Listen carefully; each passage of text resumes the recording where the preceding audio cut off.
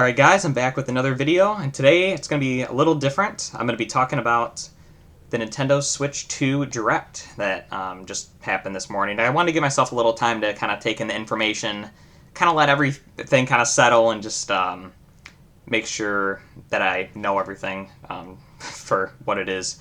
So yeah, I was really excited for this. I made a prediction video a few months back at least, kind of predicting what I thought the Switch 2 would be. And I was pretty right about a lot of things that I said, but I just kind of wanted to have a quick discussion about this Direct and what I thought about it. For one, the system, I'll click on it here. I'm just on Nintendo's website right now, as you can see. I thought the system, the hardware itself, looks fantastic. I think it looks very high quality, and there's a lot of differences from the original Switch, and they tried to make that as clear as possible. You got the larger joysticks, you got the C button, which we found out was for online chat features, which is pretty cool. I probably won't use that too much. I'm not really a big online gamer, but it's interesting nonetheless. There's a USB-C port on the top, which we learned was for a camera accessory. And thankfully you can use any USB-C camera, it looks like, with that. So that's really nice. And we just saw how the Joy-Cons attach differently. And the screen's 1080p, which is a nice upgrade from 720p, and 120 hertz, which is really shocking for Nintendo. I would not have thought they would have made that jump, because they really didn't need to. I'm surprised they didn't just keep it at 60 hertz. But they did backtrack and make it an LCD, not an OLED. But it does have HDR, so that's something. Yeah, I thought the hardware looked really cool. I thought the Joy-Cons, they're so much larger now. I just feel like they're going to be a lot more comfortable and a lot more enjoyable to use with the bigger sticks and the bigger buttons on the side. Although I am normally a pro controller person, I don't really use the Joy-Cons too much. And the biggest feature, which was finally confirmed, let's see if we can get a picture of it here, is the new mouse controls. You can see all these fancy animations here. You can see it's where the Joy-Con attaches, the tabletop mode. You're not going to show the mouse here? Here we go. So you can put the controller on its side and kind of move it around. I'm kind of interested to see how this works in practice. It's kind of interesting. It's a really good idea, I think. And I think for especially like shooters, like maybe the new Splatoon or whatever, could take advantage of this in games in the future. And obviously Metroid Prime 4 will take advantage of this. I think it's really interesting. I'm kind of concerned about comfort and also being able to use it when you're not at a desk. I think it's going to be a little interesting, but we'll see how that goes. I think it's going to be a really cool feature, and I think it will be used in a lot of games, and it won't just be forgotten. Kind of like HD Rumble wasn't really too big of a deal in the grand scheme of things. And here's the camera accessory here. I think it looks pretty cool. I'm not sure if I'm going to buy this or if I'm going to just buy another camera or somehow adapt something to work on it, but I do want to try that out. In Mario Party, I think it looked pretty interesting. And I like kind of gimmicky Nintendo things like that, so I'll probably end up buying it. I'll definitely be buying the system at launch for sure. And you can see it plugged in the top here, and we'll talk about price in a little bit. Not that you already know. I'm sure this isn't the first video you're watching about the Switch 2, but yeah, this is an interesting thing too. You have to have these micro SD Express cards, which I've never even heard of, so I guess they just have higher data transfer speed. And obviously the Switch 2 will have better performance and whatnot, of course, from a new system. That's pretty important. And it will have 256 gigs of storage, which is a little more than I think I predicted in my video, but it's a good amount. It should hold a decent amount of games, especially if you're going the physical route like I will be. So yeah, the hardware, I was really impressed. I think they really blew it out of the park, and I think it's going to be a really good system. Eventually there will be an OLED model. It's guaranteed eventually there will be a Switch 2 OLED.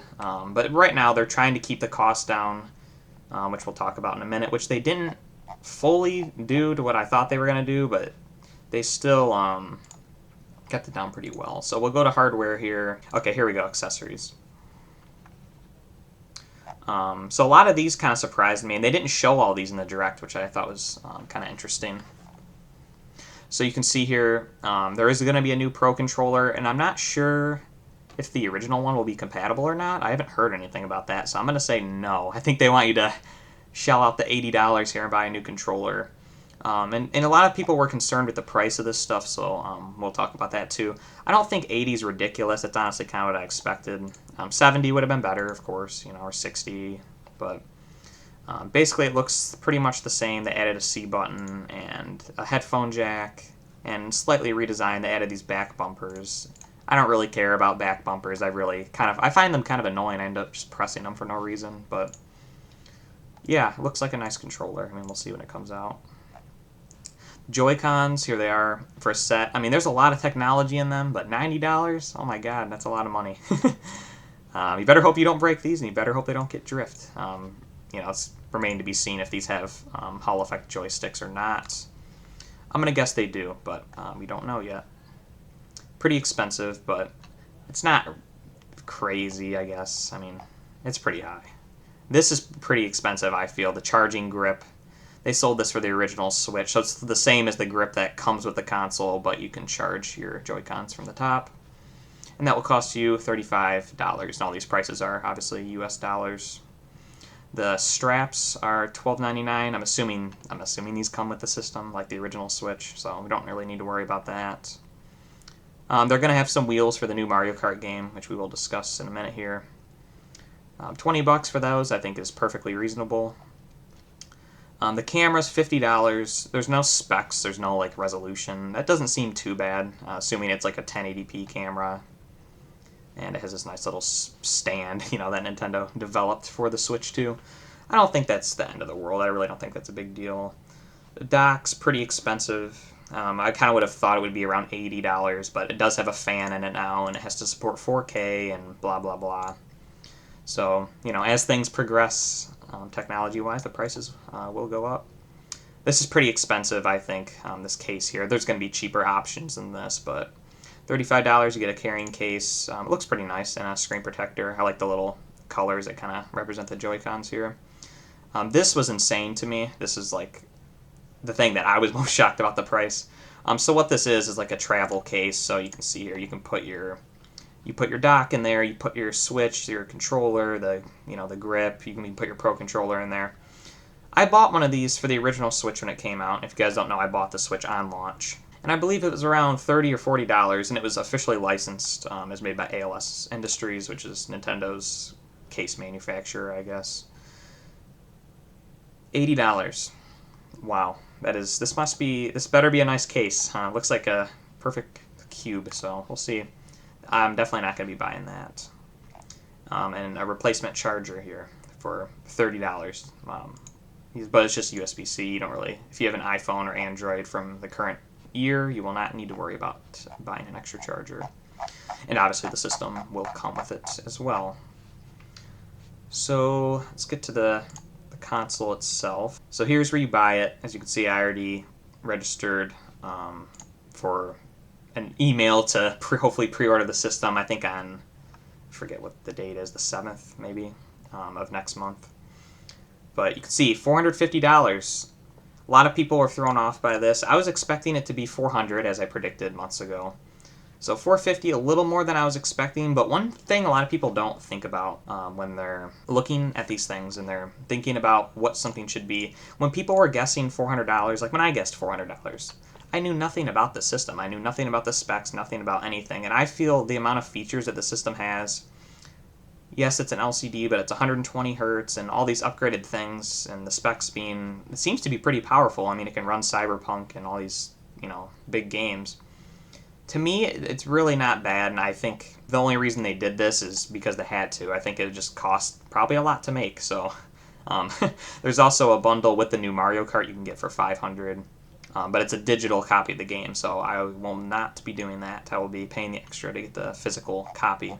And I will definitely be paying extra, as we will get into in a minute. So let's talk about the new Mario Kart. This was the big thing in the Direct that everyone was excited about. I'm a huge Mario Kart fan. I've played them all my life, and this game, I was kind of skeptical. When we saw that first trailer, I kind of wasn't too sure about it. It kind of looked like a mobile game. I wasn't feeling it. That first 30-second look that we had at it from the Switch 2 unveiling is what I'm talking about.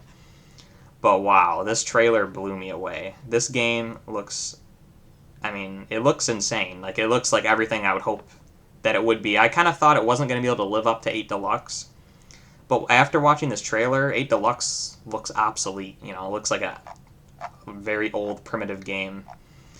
And just the amount of characters and the fact that all the maps are going to like connect together and all the new modes and things. I think this is going to be a really good change for Mario Kart. And I think the graphics look really good. I think I like the style of it. It's very cartoony looking.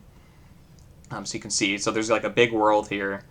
And it looks like you're going to be able to like, you know, play 3 laps on this map and then maybe, you know, go to this next one and then go here and then, you know, whatever the path is. But there's at least a mode where it's kind of like pole position a little bit, where like players will get eliminated as they're racing. So like if you're in the back half of the pack, like you'll be eliminated on that lap, and then, you know, it'll just keep getting smaller and smaller until there's 4 players left, and then whoever wins that actually wins. I think that's a really interesting idea. I would have never thought of that. And it looks like they're going to go beyond the course. So they're like kind of, it's an open world, so they're really encouraging you to like explore these areas. And I think that's really cool because Mario Kart's always kind of been like, don't explore, you know, Lakitu will pick you up and bring you back to the, you know, on the road. And I think that was really lame. And I think this will be a really good change, as I said before. But this game looks awesome. It looks huge. And a lot of people, including myself, were expecting a 3D Mario to be in the Direct. And it didn't happen, but to me, this makes up for it. I think this is going to be such a big game, and we're going to play it for freaking years and years and years. And there'll probably be DLC and blah, blah, blah. But there's a caveat to this. But I don't think it's a big deal. But it is a caveat. And a lot of people will make a big fuss about this. It's $80. You can see right here. $80. And it's launching with the system on June 5th. Which is awesome. But that's a lot of money for a game. It's not a collector's edition. It's not no special edition. The digital version is $10 less, I think. So they're starting to incentivize you to buy digital. But you know, you already know here we're not going to do that. We're going to pay the extra $10. But I think for the amount of fun that this game, I mean, I know for sure, like I'm going to play the shit out of this game. But for me, it's 100. Like I already know that it's worth it. But a lot of people that are on the fence, they may pass on it because of the price, and I do understand that, but we got to remember is that, you know, maybe it's worth it. Maybe it's worth the price. Maybe this big game that has all these new things and this huge world to explore, maybe it's worth paying an extra premium over, you know, 8 Deluxe, for example. And actually, this game is the same price as 8 Deluxe with the DLC. If you think of it that way, it's not really a big deal. I'm not concerned about it. I'll still be there for sure at day one playing this game. This is the game that I'm mainly buying the system for. But there was other games in the Direct. The other big one was the 3D Donkey Kong game, which I thought looked very good. And I'm actually a fan of Donkey Kong 64. I actually think that it's a really good game. And I think a lot of people just didn't give it a good chance. But I did see Donkey Kong. Here it is.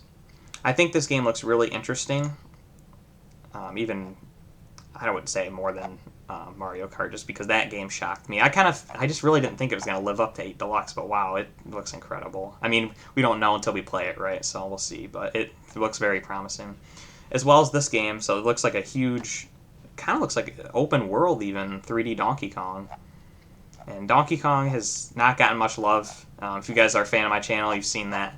I'm not really a big fan of the remakes they've been doing with Donkey Kong, but this is a whole new game, and this is what Donkey Kong needs. He needs a whole new game. So you can see all these things. You're just like breaking stuff. You know, we don't really know much about the game, but it looks really exciting. So other things, there was like a tech demo. Let's let this play, I guess, as I'm talking through the rest of this. There was a tech demo kind of game where it's like you're going around, like it looks like on the top of the Switch 2, and you're like learning about like how things work, and you know there's like mini games that will show off the mouse and the microphone capabilities and all this stuff. And there needs to be a game like that at launch just to kind of show people the potential of the Switch 2 and what all it's capable of. And I like games like that, kind of gimmicky, whatever kind of games. Like, yeah, it's not going to be a game you're going to play for hundreds of hours, like maybe Donkey Kong or Mario Kart, but I think it'll still be fun, and I'm definitely interested in seeing what it has to offer. Also for Nintendo, there was some like game where you're like in wheelchairs playing basketball. You use the controllers like you're like pushing yourself with them. It looked pretty interesting. I'm not really too sure if I'll end up playing it, but it looked interesting at the least. there was a ton of third-party games that were basically there just to say, like, hey, this the Switch 2 can play these AAA huge third-party games, which I feel it was important that for Nintendo to say, hey, this system is going to be way more powerful than the original Switch.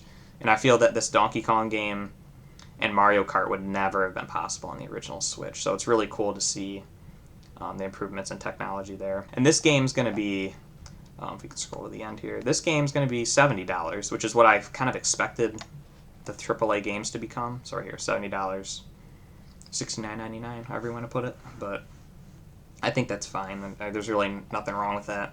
AAA PS5 games have been doing that for years and years and years, which is really why I don't understand people having a problem with these games being so expensive. And the reality is, let's be honest, like, if you buy Donkey Kong or Mario Kart and you get it and you're not the biggest fan of it and you want to sell it, you're going to get pretty much all your money back. You're not losing really much at all to be able to try the game out.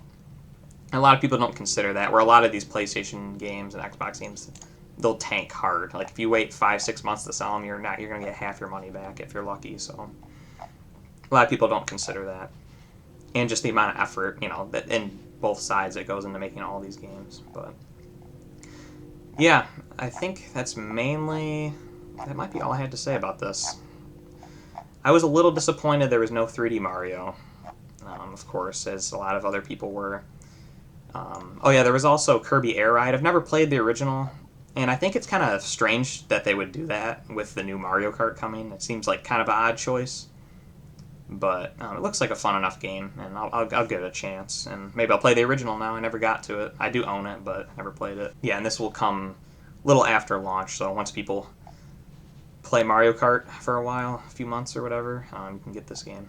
So that's pretty exciting. Yeah, overall, I was pretty happy with the Direct. I wasn't too sure about it at first, but once I kind of look back on it, I think they did a really good job explaining everything. They definitely spent a little too long on the online play aspect of it, and you can see people, their reactions, and you can talk to them, and you can do all these things. They spent a little too much time on it. I mean, maybe it's just because I'm not too interested in it, but I don't know. But other than that, and all the third-party games, like, I think they could have dialed back on them a little bit. And there was a lot of third-party games that weren't really showing off the Switch 2. Like, they could easily be played on Switch 1. Like, I don't know why they even brought them up in this Direct. But either way, I'm really excited for Switch 2. I will be getting it on launch, hopefully. We'll see how hard they are to get. That's always a problem, isn't it? Yeah, that's basically it. This was just a kind of rambling video about the Switch 2 and what I think about it. So I'm excited, and I'll see you guys when the Switch 2 comes out. I'll see you before then, but still, either way. Thanks so much for watching, guys. Let me know what you thought about the Switch 2 thing. I'm interested to see what you guys think. Being most of my channel's mainly retro gamers, which is mainly what I am anyway, but I also enjoy new games too. So yeah, thanks so much for watching. Have a great rest of your day. Bye.